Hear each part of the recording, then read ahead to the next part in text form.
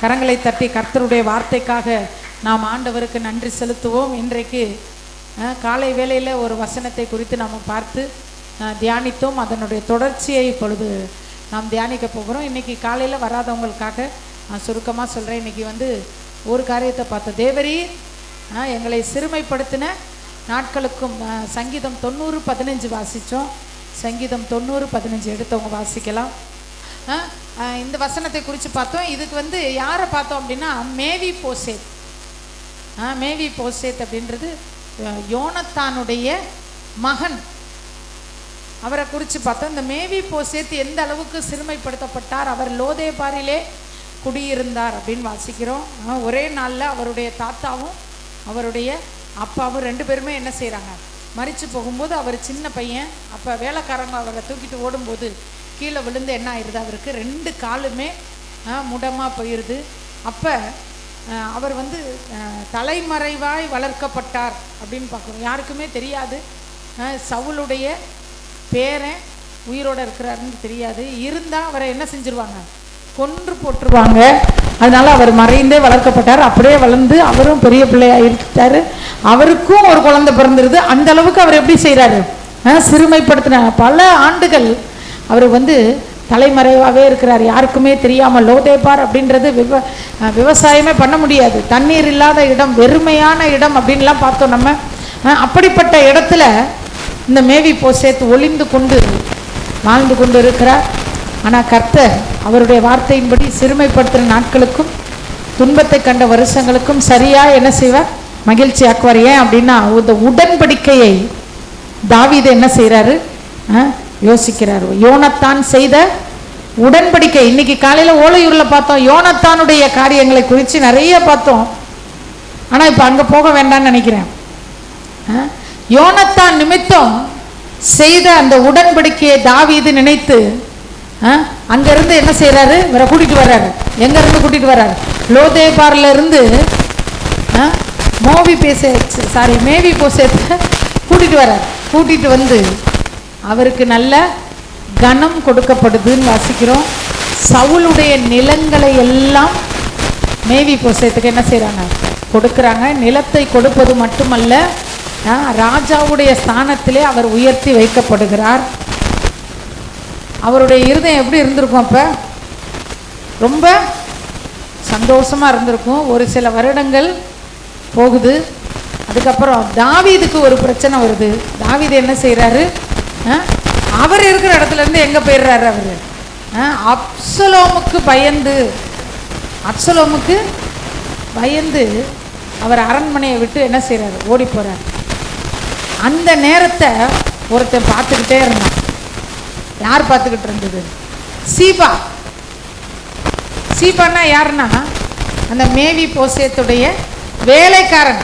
அவன் பார்க்குறான், என்னடா இது, சவுலோட நிலங்களை எல்லாம் யாருக்கு கொடுத்துட்டாங்க, இவனுக்கு கொடுத்துட்டான். இவங்கிட்ட நம்மளும் நம்ம பிள்ளைங்களே எப்படி இருக்கணும், அடிமையாக இருக்கணுமா, வேலைக்காரனாக இருக்கணுமா, இவனை எப்போ கவுத்தலாம் அப்படின்னு யோசிக்கிறான். வசனம் சொல்லுது, சாத்தானுக்கு கொஞ்ச காலம் மாத்திரமே இருக்கிறது என்பதை அவன் என்ன செஞ்சிருக்கான், நமக்கு தான் தெரியல.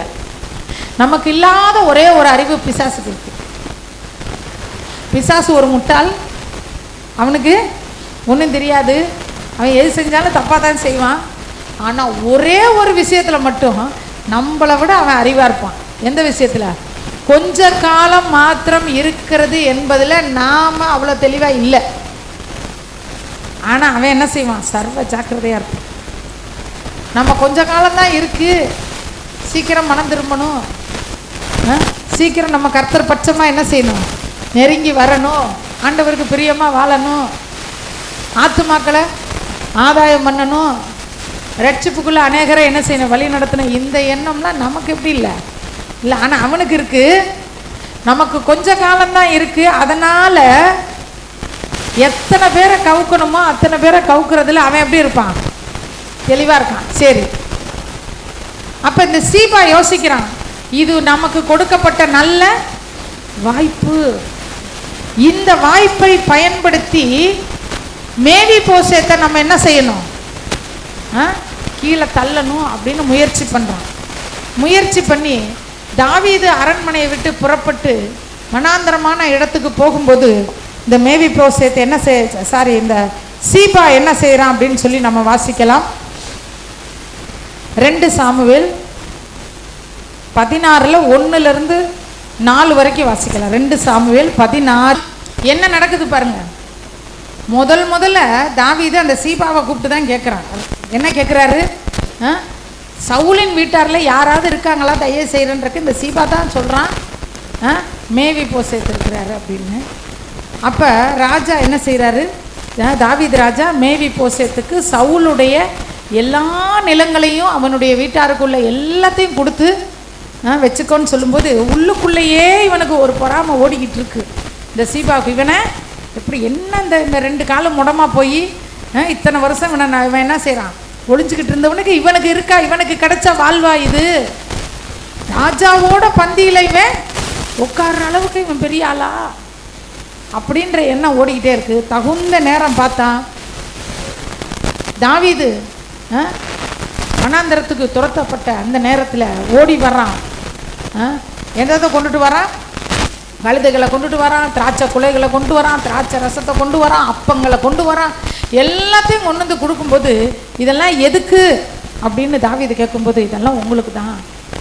நீங்கள் வனாந்தரத்தில் விடாய்த்து போயிருப்பீங்கள்ல, அப்போ குடிக்கிறதுக்கு, அப்போ சாப்பிட்றதுக்கு, அப்படின்லாம் நீங்கள் பிரயாணம் பண்ணுறதுக்கு இந்த கழுதைகள் எல்லாத்தையும் கொடுத்துட்டு அப்போ தாவீது கேட்பாரு மேவி போசேத் எங்கே அப்படின்றப்ப ஒரு பொய் சொல்கிறோம்.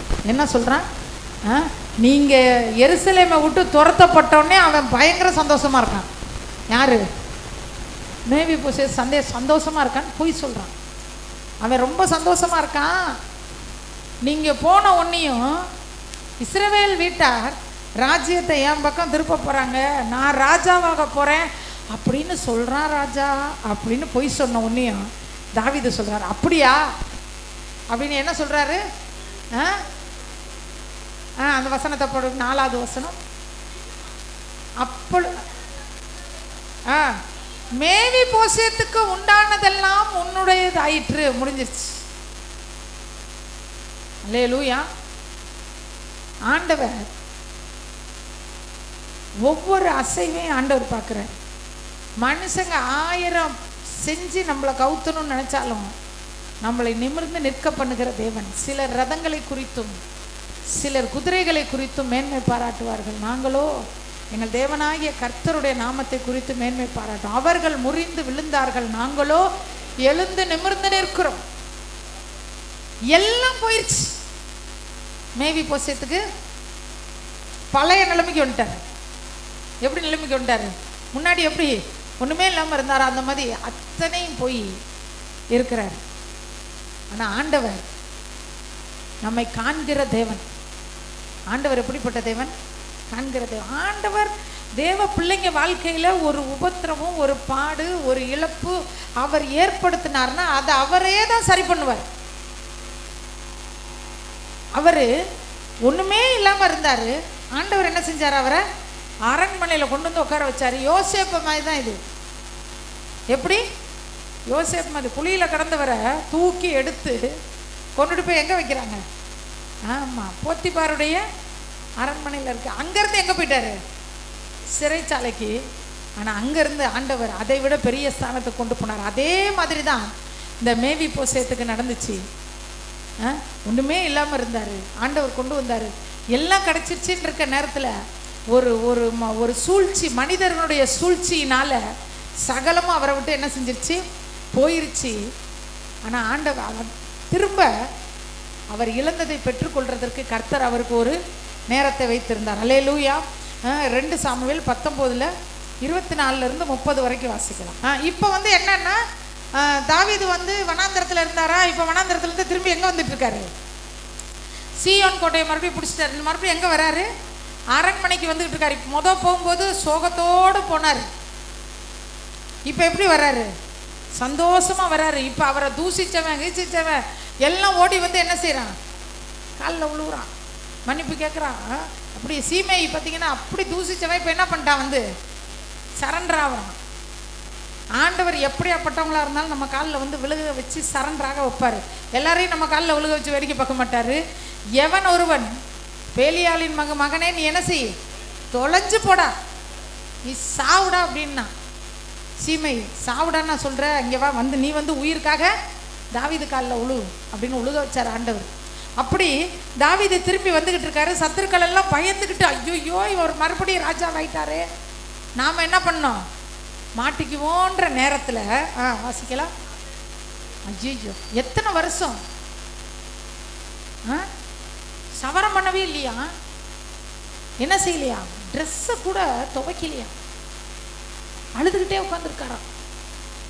என்ன குப்பையில் கிடந்த என்னை கொண்டுட்டு போய் எங்கே வச்சாரு, தன்னுடைய சிங்காசனத்தில் அவரோட கூட உட்காந்து சாப்பிட்ற அளவுக்கு என்னை உயர்த்தினாரே, இன்னைக்கு அவருக்கு இந்த நிலைமை வந்துருச்சே அப்படின்னு கண்ணீரோட என்னைக்கு தாவீது திரும்பி வருவார், என்னைக்கு தாவீது திரும்பி வருவார், என்னைக்கு தாவீது திரும்பி வருவார்னு காத்துக்கிட்டு இருந்தார். இதுக்கு இடையில என்ன நடந்துச்சு தெரியுமா, தாவீது மேவி போசேத்துக்கு உள்ளதெல்லாம் சீபாட்டை கொடுத்துட்டாருன்றது தெரிஞ்சிருச்சு. அவருக்கு என்ன செஞ்சிருச்சு, தெரிஞ்சிருச்சு. நம்மளா இருந்தால் என்ன செய்வோம், இந்த தாவீதுக்கு கொஞ்சம் கூட அறிவு இல்லை, எது உண்மை எது பொய்ன்னு தெரியாமல் அவசரப்பட்டு என்னதெல்லாம் சீபா வந்து என்ன பண்ணியிருப்பான், அங்கேருந்து வந்தோன்னே என்ன செஞ்சிருப்பான், மேவி போசேத்தை அடிச்சே நவுறு போ ஓடு, என்ன உனக்கு சவுலோட நிலமா, அது எல்லாத்தையும் தாவீது எனக்கு கொடுத்துட்டாரு, இனிமேல் எனக்கு தான் சொந்தம், இந்த வீடு எனக்கு தான் சொந்தம், இந்த தோட்டம் எனக்கு தான் சொந்தம், இந்த நிலம் எனக்கு தான் சொந்தம், இந்த ஆஸ்தியெல்லாம் எனக்கு தான் சொந்தம்,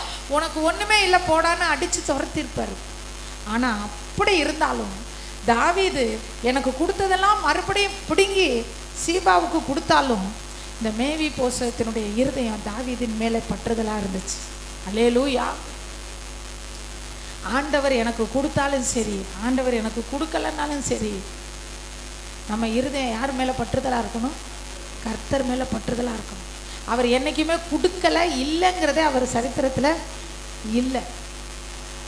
தம்மை நோக்கி இரவும் பகலும் கூப்பிடுகிற தம்மால் தெரிந்து கொள்ளப்பட்டவர்களின் விஷயத்தில் நம்மெல்லாம் இயேசு நம்மளை தெரிஞ்சுக்கிட்டு இருக்கிறார்.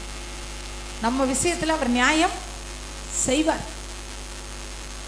ஆனால் நம்ம அது வரைக்கும் என்ன செய்யணுமா, இந்த மேவி போசேத்தை போல ஓடுறாரு, ஓடி போய் சொல்கிறாரு, கேட்குறாரு, நீ என் கூட ஏன் வரல, நான் அரண்மனையை விட்டு வனாந்திரத்துக்கு துரத்தப்பட்டப்போ எல்லாரும் வந்தாங்கல்ல, என்னை வந்து பார்த்தாங்கல்ல, என்னை வந்து விசாரிச்சாங்கல்ல, நான் உனக்கு இவ்வளோ செஞ்சேன், நான் மேவி போசேத்து, நீ ஏன் என்னை வந்து பார்க்கல அப்படிங்கிறாரா. என் வேலைக்காரன் என்னை மோசம் போக்கினான். இந்த உலகமே மோசம் போக்கக்கூடிய ஒரு உலகத்தில் நம்ம வாழ்ந்துக்கிட்டு இருக்கோம். வேலை செய்கிற இடத்துல பாருங்கள், உங்கள் கூட 4 பேர் வேலை செய்கிறான்னா 4 பேரில் 2 பேராவது உங்களை மோசம் போக்கணும்னு நினைப்பான், உங்களை மோசம் போக்கணும்னு நினைப்பான், உங்கள் இடத்த பிடிக்கணும்னு நினைப்பான், உங்களுக்கு வர்றதை பிடுங்கணும்னு நினைப்பான், உங்கள் பேரை கெடுக்கணும்னு நினைப்பான். ஏன் குடும்பத்தில் சொந்த பந்தங்கள் மத்தியில் இவ்வளவு, ஏன் சபையில் கூட ஒருத்தரை பற்றி இன்னொருத்தர் தவறாக போட்டு விட்டு,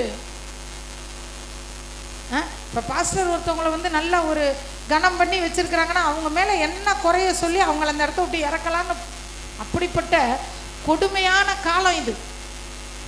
அவர் சொல்கிறாரு, வேலைக்காரன் என்னை என்ன பண்ணிட்டான், மோசம் போக்கினான், நான் முடவனானபடியால்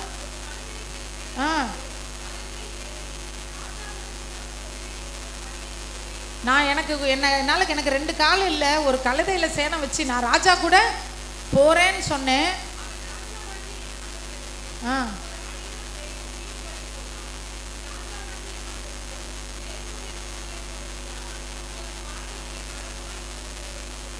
சொல்லிட்டா என் மேலே வந்து இல்லாத பொல்லாத சொல்லி கொடுத்துட்டா அவன். ஆனால் நீங்கள் என் பார்வையில் எப்படி இருக்கிறீங்க, தேவ தூதனை போகிற இருக்கேன், உங்கள் பார்வைக்கு எது நல்லதோ அது செய்யுங்க. அது எங்ககிட்ட என்ன நன்மை இருந்துச்சு, எங்கள் அப்பாவும் எங்கள் அப்பா எங்கள் தாத்தா எல்லாருமே எப்படி தான் இருந்தாங்க, உங்களுக்கு எதிராக தான், இவருக்கு தெரில உடன்படிக்கையெல்லாம் பாவம், எல்லாம் சாவுக்கு தாங்க ஏதுவாக இருந்தாங்க. ஆனால் என்ன உங்கள் பந்தியில் சாப்பிட்ற அளவுக்கு என்னை உயர்த்துனீங்க, இதை தவிர எனக்கு வேற ஒன்றும் சொல்ல தெரியலை. இவர் பாருங்க, தாவீது நம்மள மாதிரி இருந்திருப்பாராட்டிருக்கு. சரி ரொம்ப பேசாத, ரொம்ப பேசாத. அதனால் தாவீது நம்பலையோ என்னன்னு தெரியல, நம்பினாரோ நம்பலையோ, அப்படியா, சரி சரி, நீ உன் காரியத்தை பற்றி ரொம்ப பேசாத, நான் உன்னோட நிலத்தெல்லாம் அவனுக்கு கொடுத்துட்டேன், அதில் பாதியை வேணால் நான் உனக்கு கொடுத்துட்றேன், பாதியை உனக்கு வாங்கி கொடுத்துட்றேன்றார். மேவி போசேத்து ஆசீர்வதிக்கப்பட்டதுக்கு மிகப்பெரிய காரணம், ராஜா சொல்கிறாரு, சரி பாதியை அவனை உனக்கு பாதியாக வாங்கி தரணும் ராஜா. எவ்வளோ வாங்கி தரணும்? முழுசாக தானே வாங்கி தரணும். முழுசாக கொடுத்தது நமக்கு புரிகிற மாதிரி கணக்கில் சொல்கிறேன். இப்போ நம்மளாம் கணக்கில் கொஞ்சம் வீக்கு, நம்பல நான். இப்போ எனக்கு புரிகிற மாதிரி சொல்கிறேன். 1 கோடி ரூபா, 1 கோடி ரூபா யார் வச்சுருக்கா? மேவி போசேத்துக்கு சவுளுடைய சொத்து 1 கோடி ரூபா போயிடுச்சு. இப்போ சீபா ஏமாற்றி 1 கோடி வாங்கிட்டான். இப்போ இவர் வந்து நியாயத்தை சொல்கிறாரு. இப்போ எவ்வளோ வாங்கி கொடுக்கணும் தாவீது? 1 கோடியும் வாங்கி கொடுக்கணும். தாவீது சொல்கிறாரு, 50 லட்சம் நீ வாங்கிக்கப்போ. அப்போ சொல்கிறாரு, நம்மளா இருந்தா யாருக்கே வேணும் 50 லட்சம்? போப்போ, நீ எல்லாம் ஒரு ராஜாவா அப்படின்னு திட்டியிருப்போம். ஆனால் இவர் சொல்கிறாரு, ராஜா சுகத்தோடு சமாதானத்தோடு வந்துட்டீங்கல்ல, அது போதும், எனக்கு ராஜா போதும், அந்த சொத்து எனக்கு. அல்லேலூயா. ஆண்டவர் பார்த்தாரு, இயேசு போதும், இது எனக்கு வேணான்றதுக்கு அர்த்தம். அல்லேலூயா. நீங்கள் வந்துட்டீங்கல்ல, எருசலேமுக்கு நீங்கள் வந்துட்டீங்கல்ல, நீங்கள் ஆட்சி செய்ய போறீங்கல்ல, அது போதும் ராஜா எனக்கு. அதை அவனே வச்சுக்கட்டும், அது அவனே. மேவி போசேத்தே, நீ இப்படியா செய்கிற, உனக்கு நான் என்ன கொடுக்குறேன் பாருங்க. அல்லேலூயா. அதுக்கு இடையில நான் வேகமாக சொல்லிட்டு போகிறேன், வீட்டில் போய் நீங்கள் படித்து பாருங்கள். 3 வருஷம் ஓயாத பஞ்சம் வந்துச்சு தேசத்தில். அந்த பஞ்சம் வரும்போது தாவீது ராஜா ஆண்டவர்கிட்ட கேட்குறாரு, ஏன் ஆண்டவரே இந்த பஞ்சம், நாங்கள் என்ன ஆண்டவரே செய்யறதுன்றப்ப ஆண்டவர் சொல்லுவார், சவுளுடைய குடும்பத்தினுடைய இரத்த பழியை எடுத்தவங்க வாசிங்களேன், அது வாசிச்சா இன்னும் கொஞ்சம் நல்லா இருக்கும்னு நினைக்கிறேன். இங்கே பாருங்க, பஞ்சம் வந்துருச்சான். இது எவ்வளோ, இதுக்கு இடையில எத்தனையோ வருஷம் ஆயிடுச்சு. மேவி போசேத்து நிலங்களை எல்லாம் இழந்து வெறும் ஆளாக போயிட்டாரு. மறுபடியும் அவரை கொண்டு வந்து அந்த இடத்துல உட்கார வச்சாங்களான்னு தெரியலை. இப்படியே ஓடிக்கிட்டு இருக்கு நாள். 16வது அதிகாரத்தில் அது நடந்துச்சு. இப்போ 21வது அதிகாரம் வந்துருச்சு. இப்போ ஒரு பஞ்சம் வருது. பஞ்சம் வந்தால் இவர் போய் ஆண்டவர்கிட்ட விசாரிக்கிறார், எப்பா என்னப்பா காரணம் பஞ்சம் அப்படின்னு. உடனே இவர் சொல்கிறாரு, இரத்த பிரியராக இருக்கிற சவுலுக்காகவும் அவன் வீட்டாருக்காகவும் இது உண்டாயிட்டுன்ட்டார். அப்பா சவுலு செத்து போயிட்டார், யோனத்தானும் செத்து போயிட்டார். இப்போ செத்து போன ஒரு ஆளுக்கு செஞ்ச தப்புனால இப்போ என்ன வந்துருச்சா? பஞ்சம் வந்துருச்சா? வாசிங்க அடுத்த வசனம்.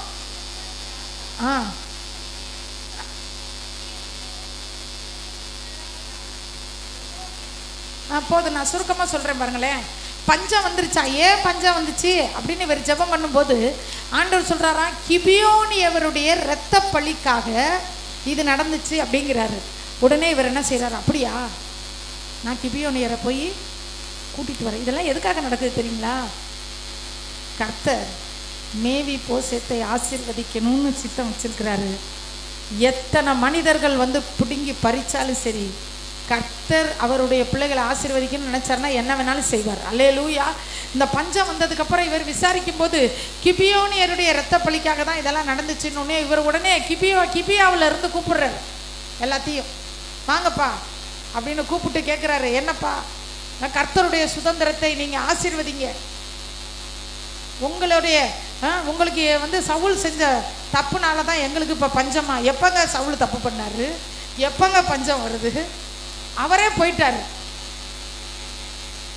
என்ன செய்யறதுன்னு தெரில, எங்களை ஆசீர்வதிங்கன்னொன்னே அவங்க சொல்கிறாங்க, எங்களுக்கு வெள்ளியும் வேணாம் பொண்ணும் வேணாம், நாங்கள் உங்களை ஆசீர்வதிக்கணும், இந்த பஞ்சம் போகணும்னா ஒன்றே ஒன்று செய்யணும். என்ன செய்யணும்? சவுளுடைய குமாரர்களில் 7 பேர் கொல்லப்படணும். அல்லேலூயா. சவுளுடைய குமாரர்களில் 7 பேர் கொல்லப்படணும். ஏன் அப்படின்னா ஒரு உடன்படிக்கையை உடைச்சிட்டாரு சவுல். அல்லேலூயா. சவுல் ஒரு உடன்படிக்கையை உடைச்சிட்டார். நீங்கள் வீட்டில் போய் படித்து பாருங்க. யோசுவாவுடைய நாட்களில் கிபியோனியர்கள் வேஷம் போட்டுட்டு வந்து ஏமாத்திடுவாங்க. அப்போ வந்து என்ன செய்வாங்கன்னா, அந்த வேஷம் போட்டுட்டு வரும்போது யோசுவாவும் பிரபுக்களும் அவங்களோட ஒரு உடன்படிக்கை பண்ணுவாங்க, எந்த சூழ்நிலையிலும் உங்களை நாங்கள் கொல்ல மாட்டோம். யோசுவா 9:15 வாசிக்கலாம். யோசுவா 9:15. அவர்களை நாம் தொடக்கூடாது அப்படின்னு ஆணையிட்டு, தேவன் பேரில் ஆணையிட்டு கிபியோனியர்களை தப்புவித்தார்கள். இந்த கிபியோனியர்கள் அவங்க என்ன செய்யலை, யாருமே அவங்கள கொலை பண்ணாமல் அவங்கள ஒரு சில வேலைகளுக்கு வச்சுக்கிட்டாங்க. தண்ணி பிடிச்சி ஊற்றுறதுக்கு, விறகு வெட்டுறதுக்கு இந்த வேலைக்கு வச்சுக்கிட்டாங்க. தேவனுடைய ஆணையின் நிமித்தம் யோனத்தானுடைய வீழ்ச்சிக்கு காரணமும் ஆணையை மதிக்காததுனால. சவுளுடைய குடும்பத்தார் 7 பேருமே சவுல் செஞ்ச தப்பு என்னன்னா, அந்த ஆணையை மதிக்கல. கிபியோனியர் சொல்லுவாங்க, எங்களை இந்த தேசத்துல எங்கேயுமே இருக்காதபடி எங்களை அழிச்சு போட்ட சவுல். அல்லேலூயா. ஏன் தெரியுமா சவுல் அழிச்சு போட்டாராம்? கிபியாவில் முழுக்க கிபியோனியர்கள். அவங்களுக்கு ஒரு தைரியம், நம்மளை எவனுமே கொல்ல மாட்டான்டா. ஏன்னா நான் எப்படிப்பட்டவன், உடன்படிக்கை ஆணைக்கு கீழே எங்க சந்ததி இருக்கிறனால எங்களை யாரும் கொல்ல மாட்டாங்கன்னு ஒரு தைரியமா வாழ்ந்தவங்க. இந்த சவுலுக்கு ஒரு இது, நான் ராஜாவா இருக்கும்போது நீ என்ன செய்யணும், எனக்கு கட்டுப்படலை, யார் ஆணையிட்டா என்ன, உன்னை காலி பண்ணாம விட மாட்டேன்னு அத்தனை கிபியோனியர்களை கொன்று குவிச்சிட்டார். அல்லேலூயா. கொன்று குவிச்சிட்டாரு. சரி, குவிச்சு எத்தனை வருஷம் ஆச்சு? இப்ப ஏன் இந்த பிரச்சனையை ஆண்டவர் கையில எடுக்கிறார்? அமலேக்கு வழிமறித்த செய்தியை மனதிலே வைத்திருக்கிறேன்னு 600 வருஷம் கழிச்சு பேசுறாரு. எத்தனை வருஷம்? 600 வருஷம் கழிச்சு என் பிள்ளை பாதையில ஒருத்த குறுக்க நின்னான்றத அது ஒரு பெரிய பிரச்சனையா எடுத்துட்டு வர்றாரு ஆண்டவர். உங்களுக்கு எனக்கு விரோதமாய் யார் எந்த எல்லையில நின்னாலும் ஆண்டவர் விட மாட்டார். நம்மள வேணா சொல்லுவார் மன்னிச்சிடுன்னு, அவர் விட மாட்டார். மனதுல வச்சிருக்கேன்னாரு. அல்லேலூயா. அதே போலதான் இங்கே கிபியோனியர்கள் ஆண்டவருடைய ஆணைக்கு உட்பட்டவர்கள். இவர்களை சவுல் என்ன பண்ணாரு, முற்றுமுடிய அழிச்சிட்டாரு. இப்ப எத்தனையோ வருஷங்களுக்கு அப்புறம் இந்த பிரச்சனையை ஏன் ஆண்டவர் கையில எடுக்கிறார் தெரியுமா? மேவி போசேத்துக்காக. அல்லேலூயா. கையில எடுக்கிறாரு. இப்ப அவங்க கேட்குறாங்க, கிபியோனியர்கள் கேட்குறாங்க, எங்களை தேசத்துல இல்லாம எங்களை ஒழிச்சு கட்டின அவனோட பிள்ளைங்க 7 பேருமே கொல்லப்படணும் அப்படின்னு சொன்ன உடனே தாவீது ராஜா ஒருவேளை சொத்து வாங்கி தராம இருந்திருக்கலாம், ஏமாற்றப்பட்ட நிலங்களை வாங்கி தராம இருந்திருக்கலாம், எனக்கு நீதி செய்யலன்னு வேணா வருத்தப்பட்டிருக்கலாம். ஆனா ஜீவனை பாதுகாத்தார் தாவீது. முதல்ல ஐயோ சவுலோட குடும்பத்துல 7 பேரா மேவி போசேத்தை காப்பாத்திடுவோன்னு சொல்லி மேவி போசேத்தை அழகாக பாதுகாக்கிறார். ஜீவனை பாதுகாத்துட்டு 7 பேர் அந்த ரிஸ்பால் அவங்களுடைய மறுமனையாட்டி, சவுளுடைய மறுமனையாட்டியுடைய பிள்ளைகள் 2 பேர், சவுளுடைய பேர பிள்ளைகள் 5 பேர், மொத்தம் 7 பேர் என்ன செய்கிறாங்க, மரிக்கிறாங்க. அதற்கு பிறகு என்ன நடந்துச்சு தெரியுமா? வரலாற்று ஆராய்ச்சியாளர்கள் சொல்றாங்க, அந்த 7 பேருக்கு இருந்த முழு சொத்தும் மேவி போசேத்துக்கு வந்துருச்சு. அல்லேலூயா. 7 பேர் அப்படின்னா மறுமனையாட்டியின் பிள்ளைகள் 2 பேரும், மகளுடைய பிள்ளைகள் 5 பேரும். மகள் உயிரோட தான் இருக்கு. மகள் பிள்ளைங்க என்ன ஆயிடுச்சு? அப்ப இந்த மகள் என்ன செய்யறாங்களாம், சகோதரனுடைய மகன். இவர் உயிரோட இருக்கிறதே ரொம்ப வருஷம் யாருக்குமே தெரியாது. யார் உயிரோட இருக்கிறது, மேவி போசேத்து இருக்காரா இல்லையான்றதே சொந்த பந்தம் யாருக்கும் தெரியாது. ஆனா இந்த 7 பேர் மரித்து போன 7 பேருடைய சுதந்திரமும் மேவி போசேத்துக்கு வந்துச்சு. அல்லேலூயா. திருடன் திருடியதை 7 மடங்கு கொடுத்து தீர்க்கணும். அப்ப இந்த 7 பேர் என்ன தப்பு செஞ்சாங்க? ஆணையை முறிச்சா ஆண்டவர் என்ன செய்ய மாட்டார், அதை எத்தனை தலைமுறை ஆனாலும். அதனாலதான் ஞானஸ்தான உடன்படிக்கையில உண்மையா இருங்க. உடன்படிக்கையை நம்ம என்ன செஞ்சிடக்கூடாது, அபத்தமாக்கிடக்கூடாது. அன்றைக்கு கிபியோனியர்களும் யோசுவாவும் செய்து கொண்ட உடன்படிக்கையை சவுல் அபத்தமாக்கினார். காலையில ஓலையூர்ல பார்த்தோம், யோனத்தான் ஒரு உடன்படிக்கையை அபத்தமாக்கினார். இஸ்ரவேல் மக்களும் சவுலும் செய்த உடன்படிக்கையை யோனத்தான் உடைச்சாரு. அதனாலதான் யோனத்தானுக்கு இரக்கம் கிடைக்கல. ஆனா யோனத்தானுடைய பிள்ளைக்கு ஆண்டவர் என்ன செஞ்சாரு? உடன்படிக்கையை கர்த்தர் நினைவு கூர்றவர். தாவீதும் யோனத்தானும் செய்த உடன்படிக்கையை மேவிபோசேத்துக்காக ஆண்டவர் நினைச்சார். நினைச்சு மேவிபோசேத்தினுடைய தலையை கர்த்தர் என்ன செய்தார்? உயர்த்தினார். இதுல இன்னொரு காரியம் நம்ம பார்த்தோம்னா, மகளுடைய பிள்ளைகள் 5 பேர் என்ன செஞ்சாங்க? மரித்து போனார்கள். இந்த மகள் தாவீதை கல்யாணம் பண்ண வேண்டியவங்க. தாவீதுக்கு அவர்கள் கொடுக்கப்படக்கூடிய காலம் வந்தபோது அவள் இன்னொருவருக்கு கொடுக்கப்பட்டாள் இருக்கு. காலம் வந்துருச்சு. தாவீது ஆசையா இருக்கிறாரு. சவுல் பொண்ணு கொடுப்பாரு நமக்கு, ஏன்னா வாக்கு கொடுத்துருக்காரு சவுல். சவுலோட வேலையை அந்த ஆணை இடுறது, வாக்கு கொடுக்கறது, அப்புறம் மீறுறது. உனக்கு என் பொண்ணை கல்யாணம் பண்ணி தரேன்னு சொல்லிட்டாரு. ரொம்ப ஆசையா இருக்கிறாரு. அதுக்கு ஒரு நேரத்தை நியமிக்கிறாரு. இத்தனை இவ்வளோ நாள் கழிச்சு உனக்கு நான் என்ன செய்கிறேன்? என் பொண்ணை கல்யாணம் பண்ணி கொடுக்குறேன். எதிர்பார்ப்போடு இருக்காரு. அந்த பொண்ணு தாவீதுக்கு கொடுக்கப்படுகிற நேரம் வரும்போது அவள் வேறொருவனுக்கு கொடுக்கப்பட்டாள். அல்லேலூயா. ஆதாரியேல் அவர் பேர். அவருக்கு என்ன செய்யப்பட்டால்? கொடுக்கப்பட்டாள். அப்படி பிறந்த பிள்ளைங்க தான் அந்த 5 பிள்ளைங்க. ஆனால் நீங்கள் யோசிச்சு பாருங்க, ஒருவேளை தாவீதுக்கு அந்த பொண்ணு கொடுக்கப்பட்டிருந்தா இந்த 5 பிள்ளைங்களும் யாருக்கு பிறந்த பிள்ளைங்களா இருந்திருக்கும்? தாவீதோட பிள்ளைங்களா இருந்திருக்கும். ஆண்டவன் கண்ணோக்கி. இன்னொன்னு, மீகாலுக்கு குழந்தையே இல்லை. ஒருவேளை மீகாலுக்கு தாவீதுக்கு பிள்ளை பிறந்துருந்துச்சுன்னு வச்சுக்கோங்க, என்ன ஆயிருக்கும்? கர்த்தர் நமக்கு அன்னைக்கு தாவீது எதிர்பார்த்து காத்துக்கிட்டு இருந்தாரு, இந்த பொண்ணு நமக்கு கல்யாணம் பண்ணி கொடுப்பாங்கன்னு. ஆனா இல்லைன்னு போயிடுச்சு. எதிர்பார்ப்புகள் ஏமாற்றத்துல போய் முடிஞ்சு. ஆனா இயேசு ஏமாத்த மாட்டார். மனுஷன் ஏமாத்துவான், சவுல் ஏமாத்தலாம், ஆனா கர்த்தர் ஏமாத்தல. கர்த்தர் தாவீதினுடைய சிங்காசனத்தை நிலைநிற்க செய்தார். அல்லேலூயா. கர்த்தர் தாவீதினுடைய சிங்காசனத்தை நிலைநிற்க. மேவிபோசேத்துக்கு ஆண்டவர் நியாயம் செய்தார். மேவிபோசேத்து இழந்ததை 7 மடங்கு மேவிபோசேத்துக்கு திரும்ப கொடுத்து, உன் வாயை நகைப்பினாலும் உன் உதடுகளை கம்பீரத்தினாலும் நிரப்புவேன் என்ற வார்த்தையின்படி மேவிபோசேத்தினுடைய வாயை கம்பீரத்தினால் நிரப்பினார். அல்லேலூயா. வாய் எப்படி நிரப்பினாரு? நகைப்பினால நிரப்பினார், உதடுகளை கம்பீரத்தினால் நிரப்பினார். அல்லேலூயா. தாவீதுடைய வாழ்க்கையில இன்னொரு ஒரு காரியத்தை கூட பார்க்கலாம். அகிதோப்பேல்,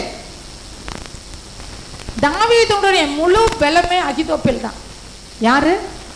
அகிதோப்பேல். ஏன்னா அவர் ஒரு யோசனை சொன்னார்னா அது தேவனுடைய யோசனை போல இருக்குமா.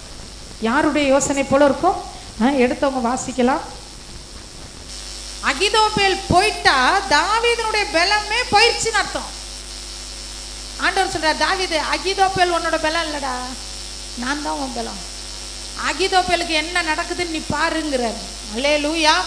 இவர் சொல்றாரு, ஆண்டவரே, அகிதோப்பேலின் ஆலோசனையை பைத்தியமாக்குங்க. அவன் என்னை விட்டு அங்க போய் உட்காந்துக்கிட்டு அப்சலோம் கூட சேர்ந்துக்கிட்டு அவன் என்னென்ன திட்டம் போடுறானா அவனை பைத்தியமாக்குங்கன்னு சொல்லி கேட்கிறாரு. ஜெபம் பண்ணி முடிச்ச அடுத்த நிமிஷம் ஊசாய் வராரு. அல்லேலூயா. யார் வரா? ஊசாய்.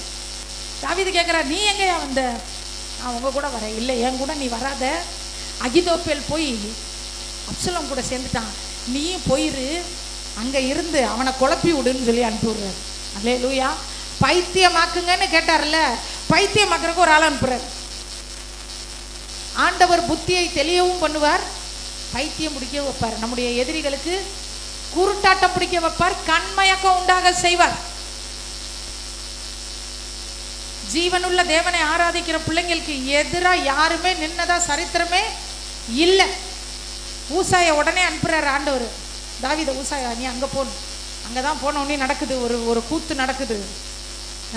இந்த அகிதோப்பேல் பயங்கரமான ஒரு ஆலோசனை சொல்கிறான். என்ன சொல்கிறான்? இப்படி செய்யி. யாருக்கு? அப்சலோம்கிட்ட சொல்லி கொடுக்குறான். தாவீதை இப்படி பண்ணால் கொன்றுலாம், இப்படி பண்ணால் அவனை சாகடிச்சிடலாம், இப்படி பண்ணால் அவனை இப்படி பண்ணிடலான்னு உடனே ஊசாய் சொல்கிறாரு, இல்லை இல்லை, ஆனால் அது நல்ல ஆலோசனைன்னு பைபிள் இருக்கு. அப்சலோம் ஊசாயோட பேச்சை கேட்டார். இந்த வாட்டி இவன் சொல்றதான் கரெக்ட் தான். உடனே அகிதோப்பேல் என்ன செஞ்சாரு? செத்து போயிட்டாரு. தாவீதுடைய முழு பலனா இருந்த அகிதோப்பேல் தாவீதை விட்டு விலகி அப்சலோமோட போய் இருந்து தாவீதை வீழ்த்தணும்னு நினைச்ச அந்த எதிரி அவன் தானே செத்துட்டான். அல்லேலூயா. ஆண்டவர் எப்படி அழிச்சார் பாருங்க. சாகடிச்சிட்டு தாவீதை மறுபடியும் அந்த இடத்துல கொண்டு வந்து நிப்பாட்டினார். அல்லேலூயா. தாவீதை மறுபடியும் என்ன செஞ்சாரு? நகைப்பினால் நிரப்புகிற தேவன். உங்களுக்கு பலமா இருக்கிறது, நீங்க எதைத்தான் நம்பி இருந்தீங்க, இதுதான் என் பலன், இந்த வேலை தான் என் பலன், இந்த பணம் தான் என் பலன், இந்த என் அண்ணன் தான் என் பலன், என் தம்பி தான் என் பலன், என் கணவர் தான் என் பலன், என் மனைவி தான் என் பலன், என் பிள்ளைங்க தாங்க என் பலன். கிடையவே கிடையாதுங்க. கர்த்தர் தான் நம்ம பலன். கர்த்தர் தான் நம்ம பலன். இயேசு மட்டும்தான் நம்ம பலன். வேற யாருமே நம்ம பலன் கிடையாது. வேற எதுவுமே நம்ம பலன் கிடையாது. எந்த பலனும் எந்த நேரமும் நம்மளை கவுத்துறதுக்கு நம்ம பலனே நம்மளை போட்டு தள்ளுறதுக்கு ரெடியா இருக்கும். ஆனா இயேசு விட்டு கொடுக்க மாட்டார். அதனாலதான் அந்த பாட்டு, என்னை விட்டு கொடுக்காதவர், என்னை நடத்துகின்றவர், என்னை பாதுகாப்பவர், என்னே நம்மளை விட்டு கொடுக்க மாட்டாருங்க. நம்மளை விட்டு கொடுக்க மாட்டார். நம்ம பாக்கெட்டில் இருக்க ₹1 பணத்தை கூட கர்த்தர் யாருக்கும் விட்டு கொடுக்க மாட்டார். வெள்ளம் போயிட்ட மாதிரி இருக்கும். தாவீதுக்கு அவருக்கு நடந்த எல்லா பிரச்சனைகளோட பெரிய பிரச்சனை அகிதோப்பேல் போனதுதான். மகனே எதிரியா இருந்தப்ப கூட அவர் கலங்கல. சீமையை தூசிச்சாரு, அப்பயும் அவர் கலங்கல. சவுலால துரத்தப்பட்டாரு, அப்பயும் கலங்கல. ஏன்னா அவருக்கு மூளையாய் செயல்பட்ட அகிதோப்பேல்னு ஒருத்தர் இருந்தாரு. அவர் போனதுக்கு அப்புறம் தான் ஆண்டவர்கிட்ட கேட்கிறாரு, அகிதோப்பேலின் ஆலோசனையை பைத்தியம். எங்கேயாவது ஒரு இடத்துல சவுலுக்காக அவர் ஜெபம் பண்ணாரான்னு பாருங்க. சவுல் துரத்தி அடிச்சார்ல, கொல்லாம விடமாட்டேன்டான்னு துரத்தி அடிச்சாரு. ஆண்டவரே சவுல் கையிலிருந்து என்னை காப்பாத்துங்கன்னு கேட்கல. அப்சலோம் பெத்த பிள்ளை, அந்த தகப்பனை கொல்றதுக்கு துரத்துறான்.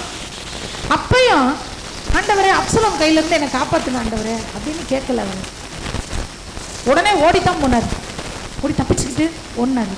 ஆனா அந்த அகிதோப்பேல் போனப்போ மட்டும்தான் கேட்கிறாரு, தயவு செஞ்சு அவன் ஆலோசனை பைத்தியமாக்கிருங்க, அவன் ஆலோசனையை மட்டும் நீங்க நடக்க விட்டீங்கன்னா நான் செத்து போயிடுவேன், அவன் என்னை கொன்றுவான். என் உயிரையே எடுக்கக்கூடிய வல்லமை யாருடைய ஆலோசனைக்கு இருக்கு? ஒரே ஒரு வார்த்தை, பைத்தியமாக்கிருங்கப்பா. எனக்கு விரோதமா 2 பேர் சேர்ந்து உட்காந்து பேசுறாங்களா, அவங்க நடுவில் பைத்தியம் பிடிக்க வச்சிருங்கப்பா. பாபேல் கோபுரத்தை நமக்கு தெரியும், பாசையை தாறுமாறாக்குனார். செங்கலை எடு அப்படின்னு சொல்ற சத்தம் அவங்களுக்கு எப்படி கேட்டுச்சுன்னா, பிரியா வந்து ரோசிக்கிட்ட செங்கல் எடுங்க ரோசி அப்படின்னு சொல்றீங்க. ரோசிக்கு அதுல உனக்கு அறிவு இருக்கான்னு பிரியா கேட்ட மாதிரி கேட்டிருக்கும். எப்படி கேட்டிருக்கோம்? உனக்கு இப்போ ரோசி கேட்கும், ஏய் யாரை பார்த்து அறிவு இருக்கான்னு கேட்டேன். பிரியா காதுல இது எப்படி விழுந்திருக்கும்? கெட்ட வார்த்தையா விழுந்திருக்கும். இப்படி ஒருத்தருக்கு ஒருத்தர் பேசுறது யாருக்கும் புரியாம அவர்கள் பாஷைகளை தாறுமாறாக்கி அத்தனை நாள் ஒன்னா தானங்க இருந்தாங்க. ஒரே ஊர்ல இருந்து ஒன்னா வாழ்ந்து ஒன்னா பழகினவனுக்கு இப்ப என்னங்க ஒருத்தர் பேசுறது ஒருத்தருக்கு புரியாம போச்சு. கர்த்தருக்கு விரோதமா பேசினா புரியாம போயிடும். அல்லேலூயா. இதனால நம்ம ஜெபிக்க போகிறோம். அநேக காரியங்களை இன்னைக்கு பார்த்தோம். தாவீதினுடைய வாயை ஆண்டவர் எப்படி நகைப்பினால் நிரப்பினார். வெள்ளமே போயிடுச்சு, தாவீதுக்கு இருந்த நம்பிக்கையே போயிடுச்சு. ஊசாய கர்த்தர் வச்சிருப்பார். உங்களுக்காக எந்த இடத்துல யார்கிட்ட போய் பேசுறதுக்கு, எந்த இடத்துல யாரை பைத்தியம் பிடிக்க வைக்கிறதுக்கு ஆண்டவர் ஆளை வச்சிருப்பார். நமக்கு தெரியாது, ஆண்டவர் வச்சிருப்பார். நாம நினைப்போம் இவங்களால தான் நடக்குமா, அவங்களால தான் நடக்குமா. ஆண்டவர் கண்ணு தெரியாதவனுக்கு கண்ணை கொடுத்தாரு, கண்ணு தெரிஞ்சவனுக்கு கண்ணை எடுத்தாரு. பைபிள்ல வாசிக்கிறோம். குருட்டாட்டம் பிடிக்க வச்சார். லோத்தோட வீட்டு வாசல் தெரியாம என்ன செஞ்சாங்க? வாசலை தேடி தேடி அழுத்து போனார். ஆண்டவர் இயற்கைக்கு அப்பாற்பட்ட காரியங்களை நமக்கு செய்வார். நாம இல்லைன்னுலாம் சொல்லவே சொல்லாதீங்க. இல்லை, கிடைக்காது, நடக்காது, வராது அப்படிலாம் சொல்லாதீங்க. இயேசுவால் கூடாத காரியம் ஒன்றும் இல்லை. செத்து போன எலும்புகளுக்கு கூட ஆண்டவர் உயிரை கொடுத்தார். உயிரடைந்து மகா பெரிய சேனையா எலும்பி நின்றுச்சு. ஆண்டவரை நம்புங்க, அவர் மேல நம்பிக்கை வைங்க. ஆண்டவரே எனக்கு விரோதமா பேசுறவங்களுக்கு பைத்தியம் பிடிக்க வைங்க ஆண்டவரே நீ கேளுங்க. பைத்தியம்னா பைத்தியம் பிடிச்ச ரோட்ல சுத்த மாட்டாங்க. அவங்களோட யோசனை நடக்காம போயிடும். எவன் போய் வேற மாதிரி சொன்னானா அவனையே ஆண்டவர் ஒன்றும் இல்லாம பண்ணிட்டாரு. அகிதோப்பேல் செத்து போனான் அப்படின்னு இருக்கு வசனம். அவன் எப்படி செத்தானா? 4 கொண்டு செத்தான். எப்படி செத்தானா? 4 கொண்டு சாகடிச்சார். ஆனால் ஊசாயினுடைய ஆலோசனை அந்த இடத்துல நிலச்சிச்சு, எதிரிகள் அழிந்தார்கள். அந்த எதிரியை கூட தாவீது கொல்லலை. அந்த அப்சலோமுடைய கதை பயங்கரமாக முடிஞ்சிச்சு. அதனால் அநேக காரியங்களை நம்ம பார்த்தோம்.